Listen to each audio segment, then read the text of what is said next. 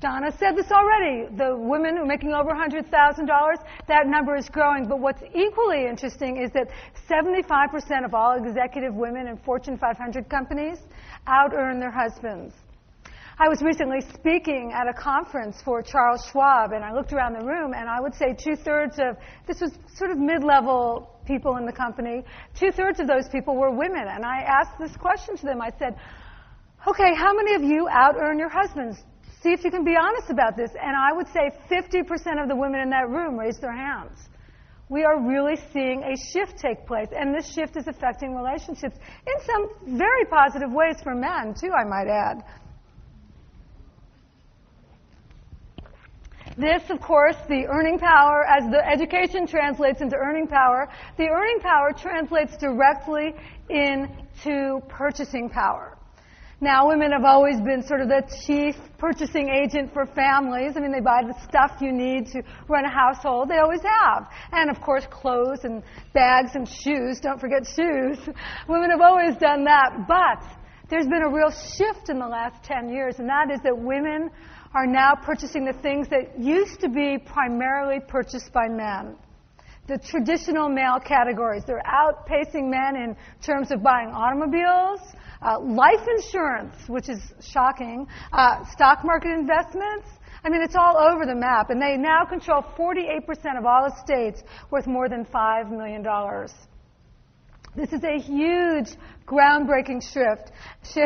And it is amazing that today they control $6 trillion in annual purchasing power. So what? Well, I would say that purchasing power in today's economic environment is the strongest, most dynamic force influencing our economy today. For the very first time in history, we are seeing a critical mass of women who are earning, spending, and, yes, having the clout and beginning to use that clout as women, not just male clones.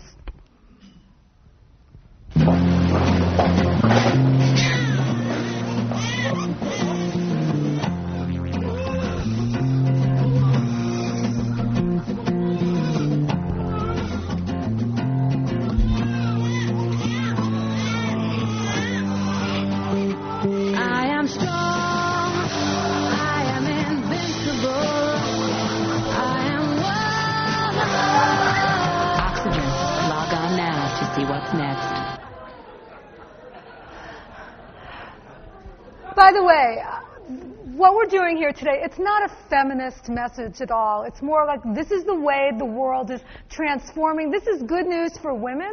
It's also good news for men. And I don't think we ought to forget that. Now, where are women influencing the world? Well, they're influencing it everywhere. But in the next 20 minutes, we're not going to cover everywhere. So I wanted to focus on 4 key engines of change. And I particularly believe that this is a convergence of the age wave and the women's issue. And I believe it will have very positive outcomes for our society. And I think right now we could use all the positive messages that we can possibly get. First one has to do with this whole concept of longevity. Now, longevity is a relatively new concept. In fact, throughout 99% of all of human history, the average life expectancy was under the age of 18. And women primarily died in childbirth. This is the way the world worked. But an interesting thing happened in the 20th century. In the 20th century, we received a longevity bonus, with longevity skyrocketing 30 years in one century. The beginning of the century, the average life expectancy was 47. At the end, it was 78. That's pretty amazing when you think about it. And by the way, the fear in the beginning of that century was dying young. The fear at the end is more like, am I going to live too long? So it's been a real shift. And women have definitely pioneered this. Women outlive men, like it or not, in almost all species. And this is true of women and men humans. Today, women outlive men by about 5 to 7 years. I was in Alaska recently, not that recently, during a presentation. I was speaking for the Governor's Conference on Aging. So the audience was packed with older adults, all over the age of 65, all Alaskans, so they were a pretty feisty group. And I made the statement that women outlive men by about 5 to 7 years. And I added to the statement, I said, in that 80-plus age category, for every 100 women, there's only 38 men alive. And there was a woman sitting, pretty much where you're sitting. She was probably in her 70s, sitting at a table. She jumps up. She pounded her hand on the table in front of her, and she goes, yeah, and I've met a lot of those men. They're not very alive at all.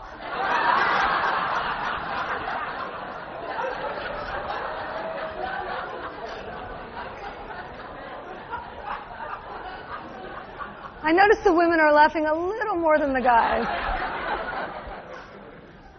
Well, let me just ask you a question. Oh, I thought we had two of these. Okay, by looking at this graph, how many of you think that that trend seems to be leveling off? No, it looks like it's going straight up. How many of you believe that in your lifetime you'll see the average life expectancy go up to, say, 80? Anyone? Yeah, of course. 85? 90, okay, 90. Well, by the way, you're in good company at 90 because the National Institute on Aging, they project that by the year 2050, average life expectancy will be somewhere between 90 and 95. That's average life expectancy. And with the kind of breakthroughs that we are seeing in healthcare and stem cell research and whatever kind of biotechnology that you want to think about, it is really possible that you could live to 90 or 100. And women, by the way, are the most proactive, far more proactive than men in terms of their own health care. So they will be pioneering. They will be leading the way. The question I will ask all of you, women and men alike, is are you prepared? Have you thought about it, what it will mean to live to 90 or 100? How will it transform your life? What will it be like when there's more women than men in society? Good for the guys, anyway. Good for the dating scene. These are questions we're just beginning to ask, and if we had more time, we'd spend more time on this. But I just want to bring the issues up to the surface so we can start thinking about them. The other thing we need to think about is, well, how do you define what is old? Used to be that 50 was over the hill. This is a picture of Whistler's mother. It was painted in the 1880s by James Whistler. He painted his mom. She was 60 years old. Yeah, I think we can all agree she looks kind of old. Yeah? You think? Let me show you a picture of someone. She's older than 60 now, but this is a picture of her when she was 60. This is Sophia Loren. This is 60 today. Okay. You choose.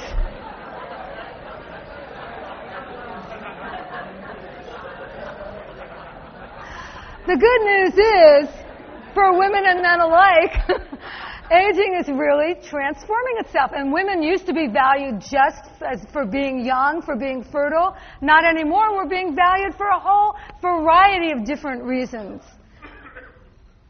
But what we look like and what we feel like as we get older is truly transforming itself.